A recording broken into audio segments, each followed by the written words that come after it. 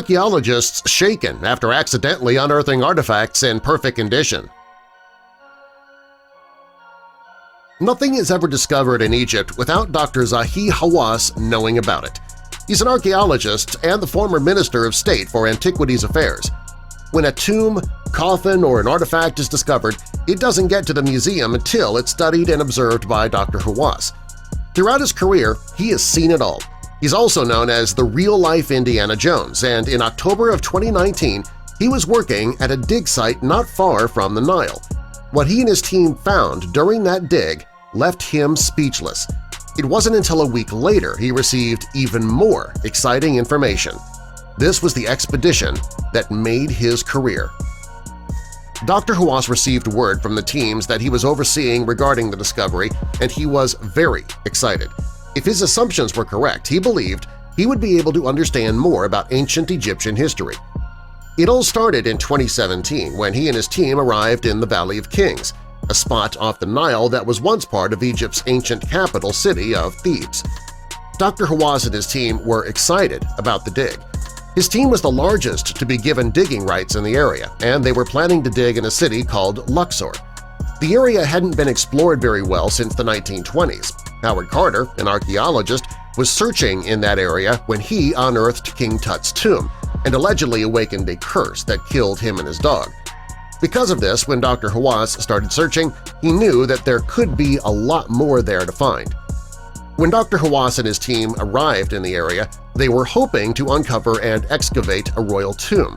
Specifically, he wanted to find the tomb of King Tut's wife, Queen Ankhesenamun. He knew a discovery like that would put his name in the history books right there beside Howard Carter's. Queen Ankhesenamun wasn't the only tomb he hoped to find. The tombs on his wish list also included King Amenhotep I, King Thutmose II, Ramses VIII, and Tut's mother-in-law, Queen Nefertiti. Several teams arrived at the dig site, and Dr. Hawass oversaw all of them.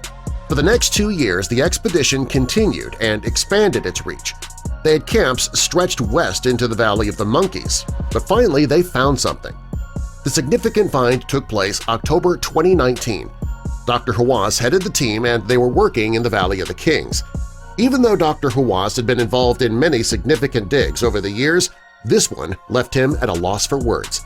He and his team came across what he called an industrial area. It was an Egyptian factory complete with 30 workshops, and each of the subsections came off one central hub. According to Dr. Hawass, each workshop had a different purpose. Some were used to make pottery, some were used to produce gold artifacts, some made furniture.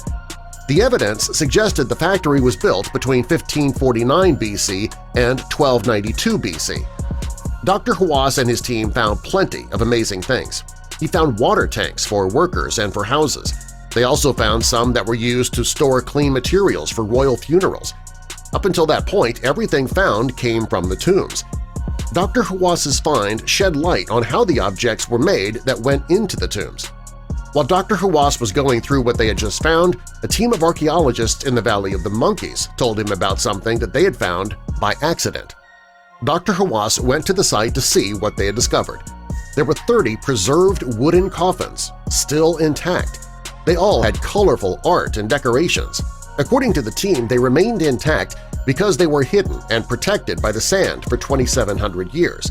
The coffins contained hieroglyphs and images, which indicated that important people were buried in these coffins. Dr. Hawass believes that they were the coffins of noblemen, priests, and government officials. The mummies inside were perfectly preserved. They were taken to the Grand Egyptian Museum, where they could be studied more closely.